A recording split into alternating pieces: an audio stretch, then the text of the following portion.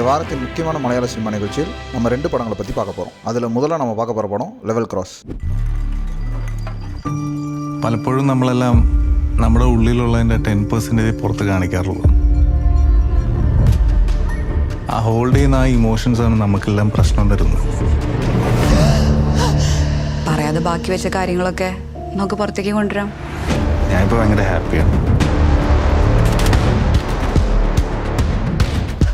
ഞാൻ രഘു, ഇവിടെ റെയിൽവേയുടെ ഗേറ്റ്മാനാണ്. ഞാൻ ഒരു ഡോക്ടറാണ്.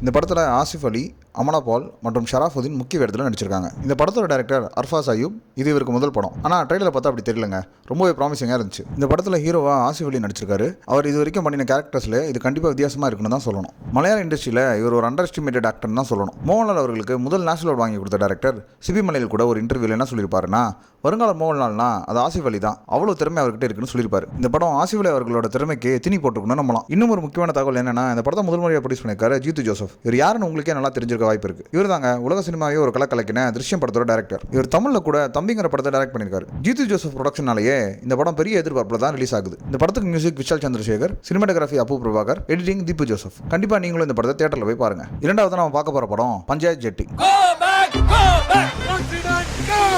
കാലാകാലങ്ങളായി നമ്മൾ അനുഭവിച്ചു വരുന്ന യാത്രാ ദുരിതത്തിന് ഈ പഞ്ചായത്ത് ഭരണസമിതി ഒരു പരിഹാരം കണ്ടെത്തിയിരിക്കുകയാണ്.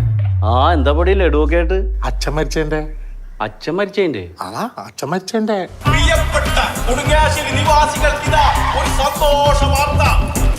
ഇക്കണക്കിന് ഉറപ്പാ വല്ലപ്പോ തന്നെ അടുത്ത പ്രസിഡന്റ്. ഞാനും കേട്ടു.